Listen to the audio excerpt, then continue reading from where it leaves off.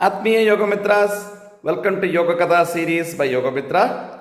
After seeing the yogic important significance of the Matsyavatara, we now come to the second important avatara, the Kurma Avatara. As we all know, it's the tortoise form of Lord Vishnu.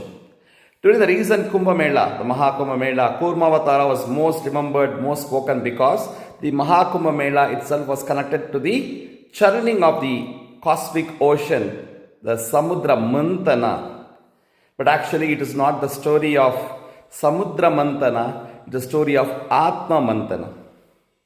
We all know that the Devas and Asuras, who ever had a tug of war always, in order to bring the nectar, the Amrita out of the Kshira Sagara, so they had the Mantara Parvata as a churning tool, and then the Vasuki, the serpent, as the rope, and they started churning it. One side the Devas and one side the Asuras being there. And as they were churning it, the Mantara Parvata got shrunk into the Kshetrasagara, and that is where Mahavishnu had to come in the form of a huge, cosmic, gigantic tortoise to support it in his back and give it a lift up. The firm base was Kurma.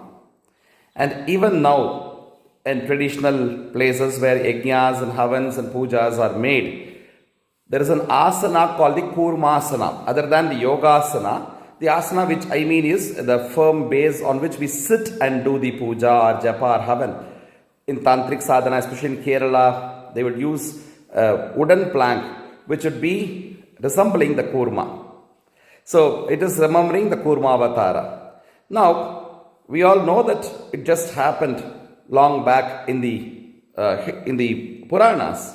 But the real churning of the ocean happens every day, my dear friends. The Devas, the good dharmic forces, are very much in us. Similarly, the Asuras, the demonic forces, are also within us. Krishna in the Gita talks of Devi Sampat and Asuri Sampat. Devi Sampat Vimokshaya Nibandhaya Asuri Mataha. The Devi Sampats makes us to get liberated, and the Asuri Sampats get us to drown down into the negativities. And this is when we need the support of the real Kurma. Again, Krishna in the Bhagavad Gita talks of this Kurma, not just as his incarnation, but the real Kurma Avatara in the Sthita Prajna, in the yogis of advanced stage. How do they become the Sthita Prajna? Tasya Prajna Pratishtita. How do they get established in their Prajna? Becomes Samadhi Sthiti. It is by withdrawing of the senses from the sensory objects. It is compared with how a kurma, a tortoise, withdraws all its limbs and get into its shell.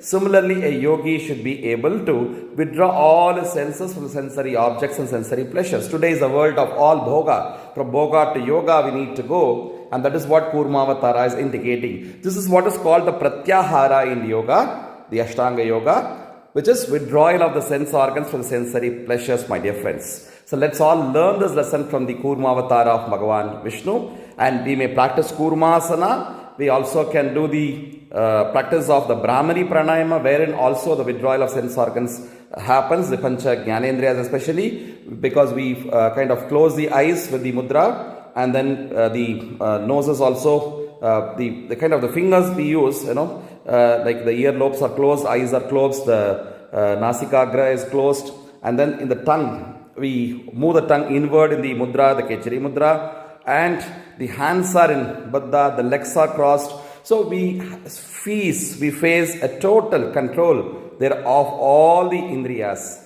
And Brahmari Pranayama also enhances our sadhana of the Pratyahara, and also the practice of Kurmasana can also help us to remember the Kurma Tattva. May we all become the real Kurmas and move from being the bhogis to becoming yogis. Hari Om Tat Sat.